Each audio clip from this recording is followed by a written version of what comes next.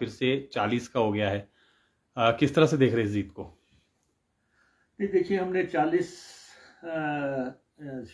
सीटें शुरुआत में हासिल की थी, और अब सारे जब ये पूरा पटक्षेप हो गया है तो फिर हम 40 पे फिर पहुंच गए हैं, यानी कि बैक टू स्क्वायर वन। और अब 2 सीटें हमने जीती हैं।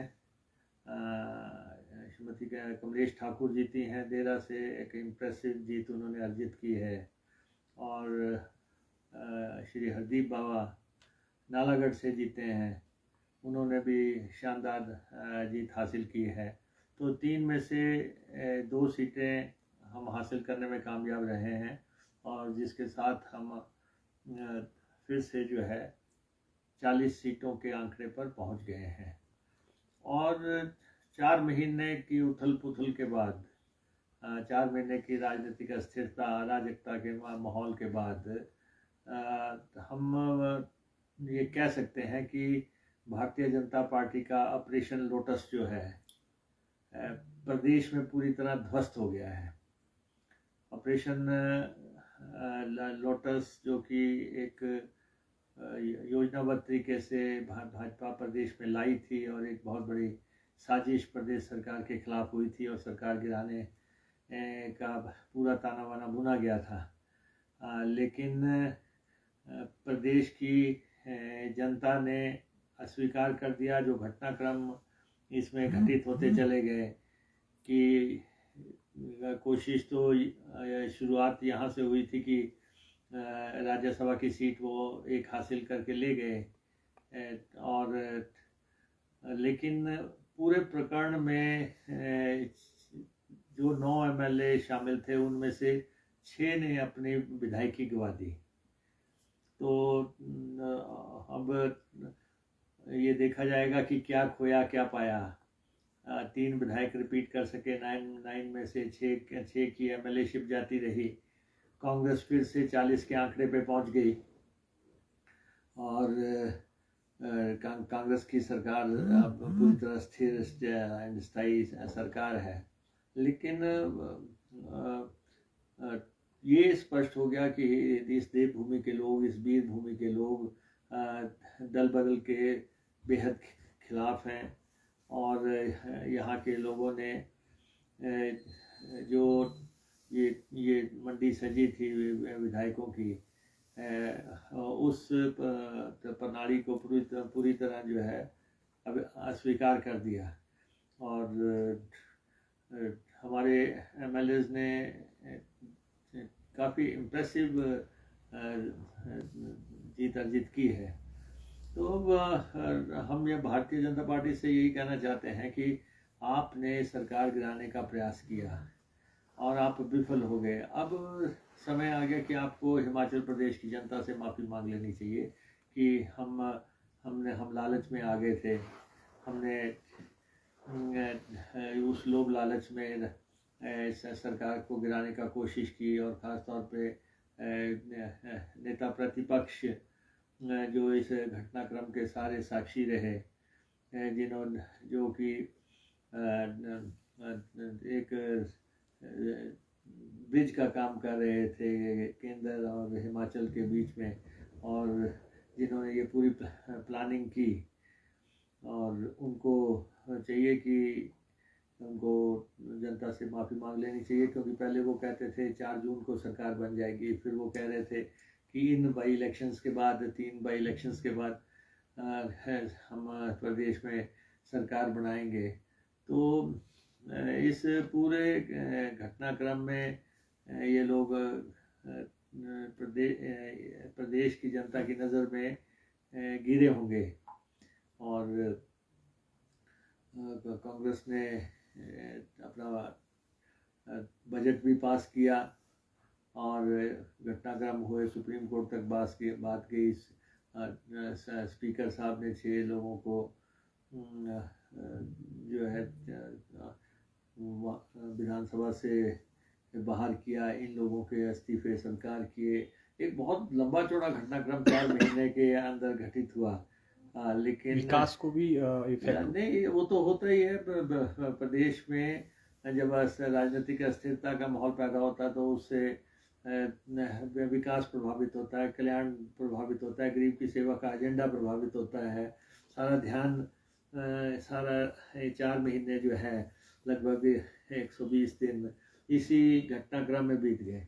लेकिन ये जरूर है कि भाजपा ऑन द मूव गिरी है और ऑपरेशन लोटस का बहुत बुरा हशर हुआ है हिमाचल प्रदेश में।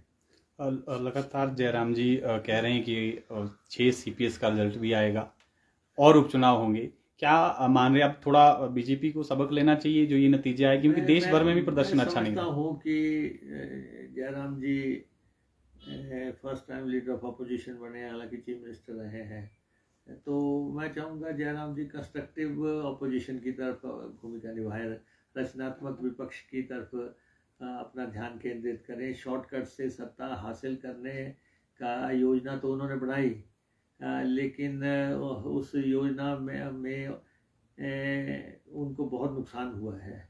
और आप देखें कि भारतीय जनता पार्टी ने के काडर ने ही एक्सेप्ट नहीं किया, जो लोग इन्होंने जिन लोगों के साथ मिलकर इन्होंने सरकार गिराने का प्रयास किया, या जिन लोगों को इन्होंने टिकट दिए, या जिन लोगों को ये पार्टी में लेके आए, हर जगह काडर ने तो विरोध कर दिया। भाजपा के काडर ने हर जगह जो ये मेहमान गए थे इनका विरोध किया है। तो वो भी एक बहुत बड़ा मसला था कि पार्टी के अंदर ये बात हो रही थी कि लोगों ने मेहनत की पार्टी को बनाने में, पार्टी को चलाने में, और वहाँ पे जो है आप प्रवासी मेहमानों को लाके बिठा दिया।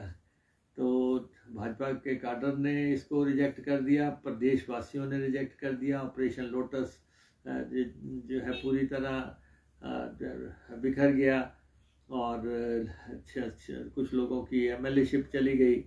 और MLA बनना कोई आसान काम तो होता नहीं, बड़ी मेहनत से MLA बनता है व्यक्ति। और विनाशकाले विपरीत बुद्धि हो गई कि 6 आदमी अपनी सत्ता को, और सरकार में उनके काम हो रहे थे। ये तो कहने की बातें हैं सरकार में कि जी इंडिपेंडेंस के काम नहीं हो रहे थे, प्लान नहीं हो रहे थे। वो तो कुछ ऐसा लोभ लालच आया कि शायद सरकार गिर जाएगी तो पता नहीं हम मंत्री बन जाएंगे, हमें कुर्सियां मिल जाएंगी। और इसलिए जो है जयराम जी तो आपने देखा गवर्नर हाउस के भी चक्कर मारते नजर आए। जयराम जी जो है इन MLAs के साथ भी पैरवी करते आए, जो और वो दिल्ली में भी करते आए। लेकिन कुल मिला के कांग्रेस ने अपने जो उसको साख को जो है मेंटेन करना था उसको मेंटेन कर लिया। और 40 थे, 40 हैं, 40 रहेंगे। और मुझे लगता है कि अब जो बात आप कर रहे हैं कि CPS की बात कर रहे हैं या कोई और बात कर रहे हैं, भाजपा को ये चीज़ें छोड़ देनी चाहिए। ये तरीका सही नहीं है, ये तरीका सही नहीं है। और ये हमेशा से लिटिगेशन में पड़े रहते हैं। हम तो कहते हैं पॉलिटिकल पोस्टें हैं, जब आपकी सरकार थी तो आप थे, हमारी सरकार है तो हमारे लोग हैं। तो लेकिन अब मुझे लगता है कि इनको सबक तो आया होगा इतने बड़े प्रकरण के बाद। सर अब क्योंकि सरकार स्थिर हो चुकी है तो अब क्या लक्ष्य रहेगा सरकार का, किस तरह से विकास की गति को आगे बढ़ाया जाएगा? नहीं, हम अपने एजेंडे को फलीभूत करेंगे। हिमाचल प्रदेश का जो वित्तीय स्थिति है वो एक बहुत बड़ी चुनौती है, और ऐसे इस चुनौती को से हमने कैसे पार पाना है, प्रदेश में विकास का एजेंडा हमने कैसे आगे लेके जाना है, रोज़गार के मौके कैसे पैदा करने हैं, तो हम अपने एजेंडे पे लगेंगे। और मुझे लगता है कि इसके बाद भाजपा आत्ममंथन करेगी और पार्टी के भीतर भी इनके ये बात होगी कि हमें विपक्ष की भूमिका निभानी चाहिए और हमें अननेसेसरली जो है सत्ता हथियाने का प्रयास नहीं करना चाहिए। मार्जिन काफ़ी अच्छा है सर, 2 सीट पे जो जीत हासिल की है, नालागढ़ या देहरा की बात करें तो काफ़ी अच्छा मार्जिन है। देहरा हमीरपुर में थोड़ा सा अगर लगता है आपको कि कांग्रेस की थोड़ी सी कहीं कमी रहेगी? नहीं, देखिए हम 2 सीटें जीते हैं और बीजेपी 1 जीती है। अंत में तो यही होता है, जो जीता वो सिकंदर। लेकिन हम सीटें, मैंने कहा, इम्प्रेसिव मार्जिन से जीते हैं। 9-9 हज़ार प्लस से हम सीटें हासिल की हैं। और उसके बाद हमीरपुर सीट बहुत नैरो गई है। और हमीरपुर सीट भी हम हासिल कर सकते थे, लेकिन अब इस पोस्टमार्टम के में जाने की मैं जरूरत नहीं समझता। मैं समझता हूँ कि जो फैसला जनता ने दे दिया है और वो आ गया है। हम 40 के आंकड़े पे पहुँच गए। हमने शुरू से कहा था कि हम 40 थे, हमें किसी भी हालत में 40 पे पहुँचना है, और हम 40 पे पहुँच गए। और वो आगा हमने वो जो लक्ष्य था वो हमने अचीव कर लिया। और भाजपा को ये जवाब तो देना पड़ेगा प्रदेश की जनता को। वैसे भी वोटों से तो जवाब मिल ही गया है, लेकिन भाजपा को जवाब तो देना पड़ेगा कि आखिर उन्होंने सरकार गिराने की साजिश क्यों रची, ये तोड़ फोड़ क्यों की, ये इतना 4 महीने की राजनीतिक अस्थिरता आप लोगों ने क्यों पैदा की, और क्यों आप सरकार को हटा के जल्दबाजी में काबिज होना चाहते थे।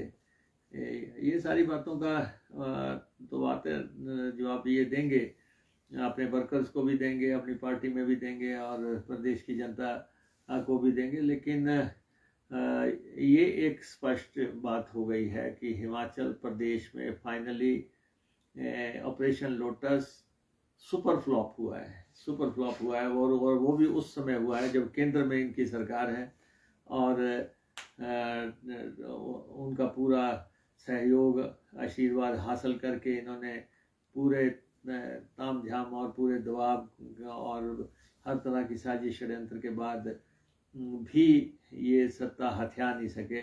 और हम अपने काडर का धन्यवाद करते हैं, कांग्रेस के लीडर्स का धन्यवाद करते हैं, कांग्रेस हाईकमान का धन्यवाद करते हैं, जिन्होंने मार्गदर्शन किया। कांग्रेस हाईकमान ने, वर्कर्स ने बहुत मेहनत की अपनी इसी पुरानी स्थिति को बहाल करने के लिए। पूरे प्रदेश का वर्कर वो बधाई का पात्र है। और जो लोग जीत के आए हैं, हम उन सबको बधाई देना चाहते हैं, और उम्मीद करते हैं कि वो प्रदेश हित में काम करेंगे। और आगे जो है विधानसभा में एक सीरियस एजेंडे पे काम होगा।